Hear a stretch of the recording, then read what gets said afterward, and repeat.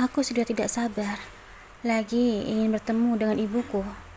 8 tahun berada di negeri orang bukanlah hal yang mudah untuk kulalui. Aku ingin segera memeluk tubuh beliau dan merasakan hangatnya pelukan seorang ibu. Dalam perjalanan Arab Saudi ke Indonesia membutuhkan waktu sekitar 10 jam lamanya. Dan selama itu, bayangan ibu selalu menguasai pikiranku. Aku tak sabar lagi ingin melihat wajah bahagia ibu ketika bertemu denganku nanti. Dari Bandara Soekarno-Hatta, aku menaiki taksi selama 30 menit. Jalannya macet, Mbak.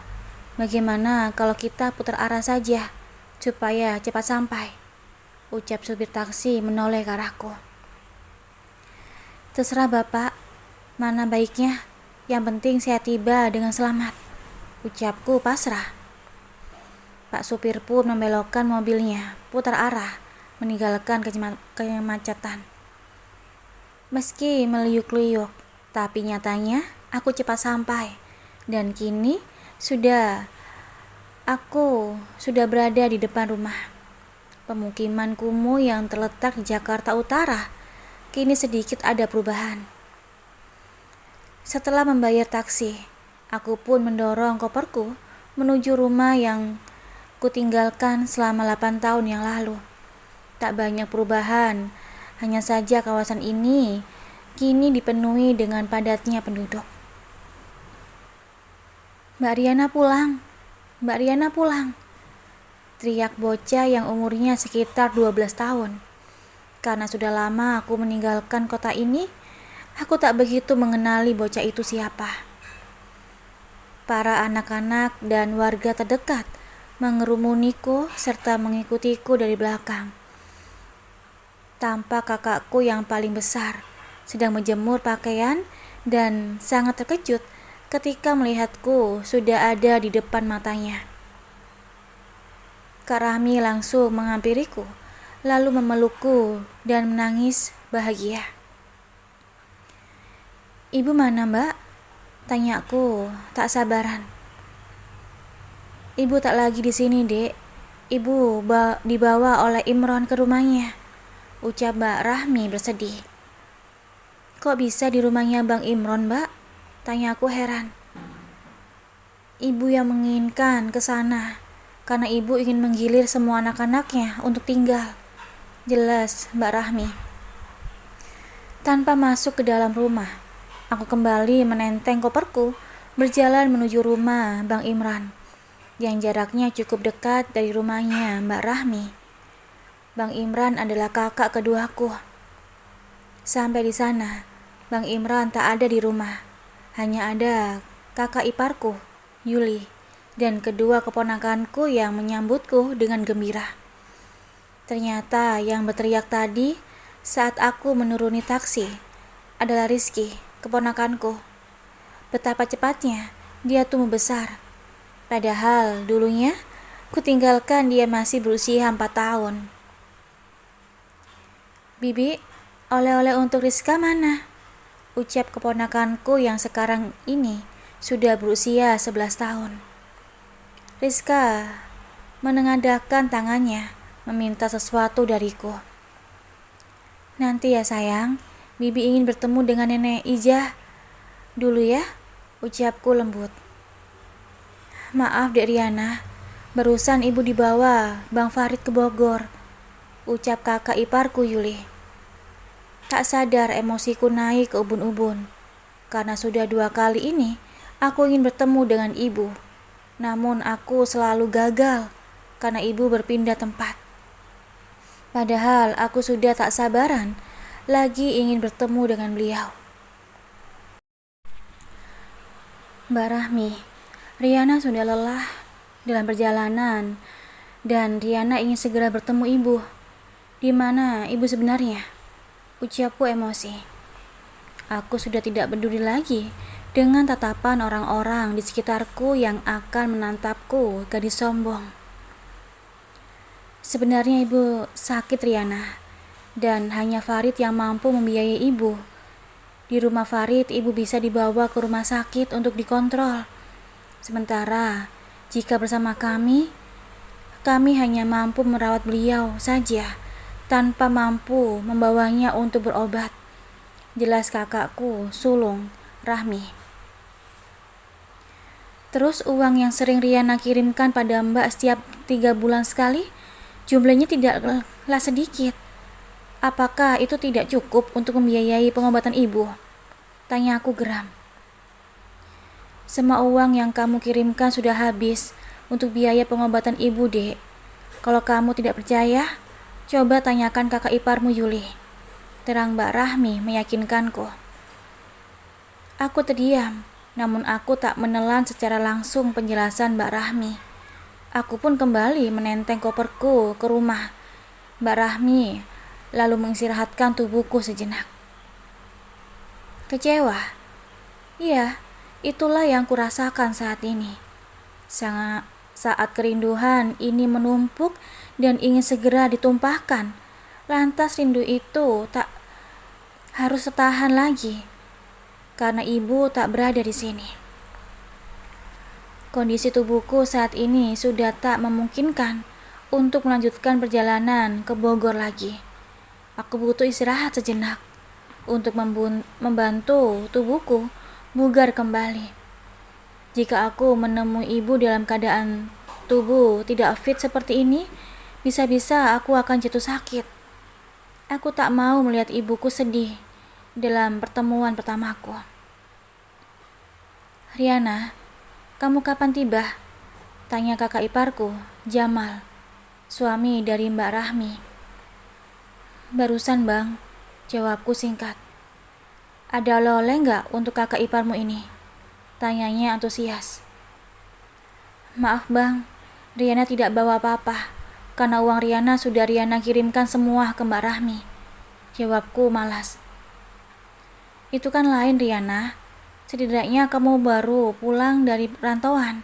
Masa buat oleh-oleh saja tidak mampu beli? Ucap kakak iparku, ngeselin. Tanpa menjawab, aku langsung melanjutkan istirahatku. Rumah Mbak Rahmi dari dulu tak ada perubahan. Padahal aku sering berpesan di dalam suratku waktu itu, jika rumah peninggalan Bapak segera direnovasi. Namun Mbak Rahmi enggan mendengarkan pesanku. Dek, Mbak gak ada uang buat beli beras untuk makan kita. Jika kamu punya uang, Mbak pinjam dulu buat membeli beras, ucap Mbak Rahmi enteng. Karena kasihan, aku pun memberikan uangku untuk membeli beras sebesar 50.000. Sayup-sayup, ku dengar Bang Jamal menyuruh Mbak Rahmi membeli rokok dengan separuh uang yang ku berikan padanya. Aku merasa rugi jika uang hasil keringatku harus habiskan buat membeli rokok kakak iparku. Sungguh aku tak akan pernah rela dan ikhlas. Jangan-jangan selama ini uang yang aku kirimkan untuk keperluan ibu pada mereka dihabiskan untuk keperluan pribadi mereka.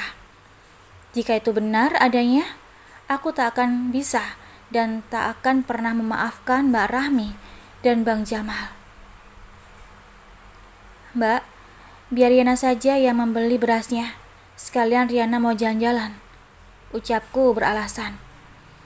Nampak wajah Mbak Rahmi sepertinya tak rela jika uang yang telah aku berikan tadi ku ambil lagi.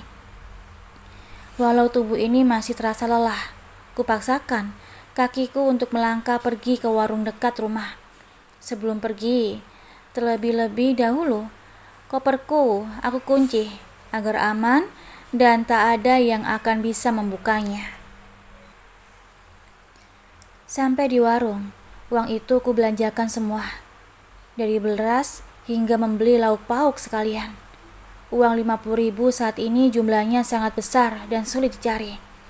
Sesampainya di rumahku, lihat Bang Jamal sedang menundukkan kepala ke arah koperku. Ngapain bang? Ucapku sengaja mengagetkannya. Ini kopermu canggih sekali. Gemboknya pakai kode. Jawabnya gelagapan. Memang seperti itu bang.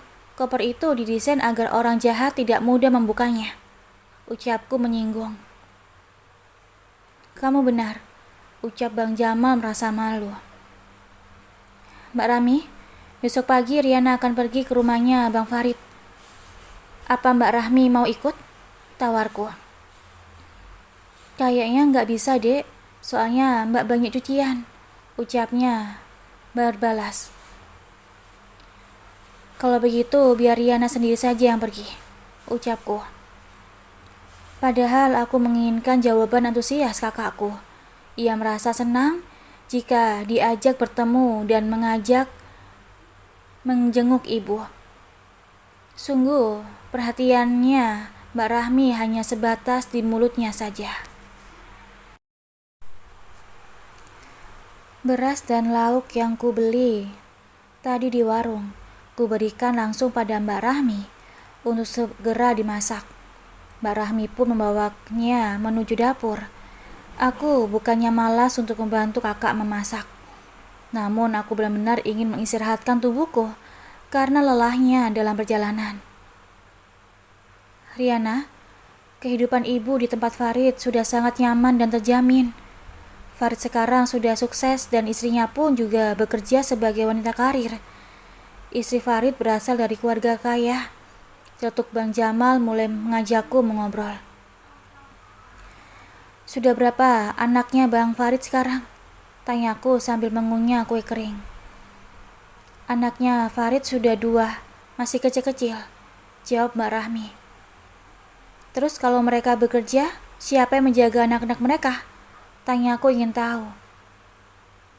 Ibu lah Riana, masa nyuruh orang? Dibandingkan ibu sumpah gak ada kerjaan? Jawab Bang Jamal dengan entengnya. Ucapan Bang Jamal mampu membuat darahku mendidih. Abang kira menjaga anak yang masih kecil-kecil itu gampang. Ibu sudah tua. Mengapa mereka harus membebankan anak-anak mereka untuk dijaga oleh ibu? Ucapku emosi. Ibu senang kok Riana. Justru jika ibu tak bersama cucunya, ibu jadi bosan dan kesepian, ucap Bang Jamal. Lagian sekarang anaknya Farid sudah nggak minta gendong lagi seperti dulu, karena mereka sekarang sudah nggak balita lagi, terang Bang Jamal kembali. Aku malas lagi untuk mengobrol dan lebih memilih masuk ke dalam kamar. Tak sabar rasanya, aku ingin pergi besok pagi ke rumahnya Bang Farid. Riana, ayo kita makan dulu, ajak Mbak Rahmi. Aku pun keluar dari kamar dan ikut makan bersama. Tak ada lagi percakapan tentang ibu, melainkan suara kunyahan mulut Bang Jamal yang terdengar. Usai makan, aku langsung mencuci piring, meski Mbak Rahmi melarangku untuk melakukannya. Masih kuingat dulu, saat ku belum berangkat ke Arab Saudi, Mbak Rahmi tak pernah memanjakanku seperti ini. Namun kali ini Mbak Rahmi seolah menganggapku sebagai tamu agung. Riana, tidur duluan ya Mbak. Pamitku masuk ke dalam kamar. Aku mencoba memejamkan mataku agar esoknya tubuhku fit dan bugar. Riana, bawa ibu nak, ibu sudah tak sanggup lagi. Teriak ibu memanggil namaku. Saat ingin ku tarik tangan ibu, tiba-tiba Mbak Rahmi membangunkanku. Kamu sepertinya habis mimpi buruk, Dek. Soalnya kamu tadi berteriak-teriak kencang sekali, ucap Mbak Rahmi. Aku pun segera bangkit dari tidur dan mengucapkan istighfar dalam hati. Kulihat jam dinding masih menunjukkan pukul 2 malam. Aku pun berjalan menuju luar rumah untuk mengambil wudhu. Dalam keheningan malam, aku memanjatkan doa agar ibuku selalu dalam lindungan dan keadaannya baik-baik saja. Mimpi itu terasa nyata bagiku. Tapi aku berharap semoga mimpi itu hanya sebatas bunga tidur saja. Sambil menunggu subuh tiba, aku pun kembali melanjutkan tidurku dengan sisa waktu 1 jam lagi. Berulang kali aku mencoba memejamkan mata, namun tetap saja mata ini tak bisa lelap. Tiba-tiba pandanganku terarah tepat pada koperku yang kuletakkan di sudut kasur. Ternyata koperku sudah tak ada lagi di sana. Padahal semalam aku meletakkannya di sana. Aku pun keluar dari kamar dan mencari keberadaan koperku. Ternyata dari arah kamar Mbak Rahmi, suara krasak-krusuk. Dengan pelan aku mencoba melangkahkan kaki dan mencoba menguping. "Dek, koper ini susah sekali dibukanya," ucap Bang Jamal berbisik pada istrinya, namun masih bisa aku dengar. "Sia-sia dong Bang," jawab Mbak Rahmi. "Kita kembalikan saja Bang sebelum Riana bangun," ucap Mbak Rahmi. Aku segera meninggalkan kamar mereka sebelum mereka berdua keluar dari kamarnya. Dengan cepat kulangkahkan kaki, kemudian langsung ke dalam kamarku untuk berpura-pura tidur. Ku dengar langkah kaki Mbak Rahmi masuk ke dalam kamar dengan pelan. Setelah koperku diletakkan di tempat semula, Mbak Rahmi pun keluar. Aku bangkit dari tidur pura-puraku dan segera memeriksa koperku. Nampak ada bekas benda tajam di kunci koperku. Kemungkinan tadi mereka ingin mencongkel, tapi tak berhasil. Bang Jamal dan Mbak Rahmi sama-sama jahatnya dari dulu dan tidak pernah berubah. Aku hampir lupa dengan saudaraku Fadil, adik bungsuku. Di mana dia sekarang? Aku lupa menanyakan keberadaan adikku itu. Setauku Fadil tinggal di rumah ini bersama Mbak Rahmi. Namun sejak hari kemarin aku tak melihatnya batang hidungnya. "Mbak, Fadil di mana sekarang? Kok Riana belum melihatnya?" tanya aku penasaran. "Fadil sudah abang usir dari sini karena Fadil kerjaannya hanya bermalas-malasan," jawab Bang Jamal. Mbak Rahmi yang kutanya malah Bang Jamal yang menjawab. "Terus Fadil di mana sekarang?" tanya aku lagi. "Mana kita tahu, mungkin sudah jadi gembel jalanan," jawab Bang Jamal lagi-lagi menjawab.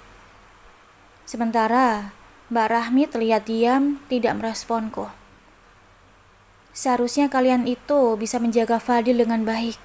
Apa Mbak Rahmi tidak khawatir dengan keadaan Fadil di luar sana?" jawabku kesal. Bang Jamal tak lagi mengeluarkan suara dan lebih memilih untuk pergi menuju teras. Pagi ini, aku pun bersiap-siap pergi ke rumah Bang Farid. Tak lupa koperku juga ikut ku bawa ke sana. "Kenapa harus bawa koper Yana? Kan berat nentengnya. Tinggalkan saja di sini. Lagi pula kopermu pakai kode, mana ada orang yang bisa membukanya," ucap Bang Jamal. "Bisa kok Bang. Kalau orang niatnya mencuri pasti dengan cara apapun pasti dilakukannya. Lagi pula isi koper ini ada hadiah emas yang kubelikan untuk ibu," ucapku sengaja berbohong. "Dek, kamu ikut saja temani Riana. Kasihan dia sendirian ke rumah Farid," ucap Bang Jamal. Lucu juga Bang Jamal. Setelah mendengar kata hadiah emas, kini istrinya diizinkannya untuk pergi. Mungkin Bang Jamal mengira aku tak tahu maksudnya. Mbak Rahmi katanya banyak cucian. Lagi pula Riana hanya punya uang untuk ongkos buat Riana aja. Kalau Bang Jamal mau membayar ongkos Mbak Rahmi sih nggak masalah, ucapku. Aku pun pamit pergi. Tak sabar rasanya, aku ingin bertemu dengan ibu. Membutuhkan waktu sekitar 1 jam. Aku sudah sampai di Bogor. Dengan berjalan kaki, aku menyambung perjalanan menuju rumah Bang Farid. Beruntung aku masih menghafal arah jalan ke rumahnya. Meski semuanya sudah berubah, tapi aku masih ingat letak rumahnya Bang Farid di mana. Rumah Bang Farid sekarang terlihat mewah dan rumahnya juga bertingkat 2 susun. Aku pun memencet bel rumah dari luar pagar. Nampak seorang asisten rumah tangganya datang menghampiriku. "Bang Faridnya ada?" tanyaku. "Tuan dan Nyonya sekarang keluar kota Mbak, Kalau boleh tahu Mbak itu siapanya Tuan Farid? Tanya ART itu. Saya adik kandungnya Bang Farid, ucapku. Maaf Mbak, Tuan dan Nyonya, saya sudah berpesan jika ada tamu yang datang di saat mereka keluar rumah tidak boleh diizinkan untuk masuk, jelas ART itu. Kalau begitu, tolong panggilkan ibu saya ke sini. Ibu Dijah, ucapku. Aduh Mbak, ucap ART itu menggaruk-garukkan kepalanya. Mungkin ia sedang mencari alasan. Beliau sedang istirahat dan tidak boleh diganggu, jawabnya. Namun aku bisa melihat dari raut wajahnya jika ART itu sedang berbohong. Kira-kira Tuan dan Nyonya Bibi kapan pulang? Tanya aku ingin tahu. Kurang tahu saya Mbak. Katanya sih mereka pergi liburan ke Bali, ucap ART. Baik Bi, tolong jika ibu saya bangun, sampaikan saja jika anaknya Riana datang ke sini. Pesanku dan berlalu pergi meninggalkan rumah Bang Farid. Namun di perjalanan pulang, aku berpikir sejenak dan tak jadi melangkahkan kaki untuk pulang.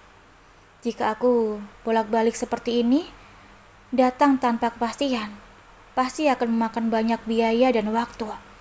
Aku tiba-tiba mempunyai ide dan akhirnya aku kembali lagi ke rumah Bang Farid. Terima kasih udah dengerin audio novel di Eva Family. Jangan lupa like, komen, share, dan juga subscribe ya, agar aku lebih semangat lagi untuk upload video baru. Terima kasih ya, bye-bye.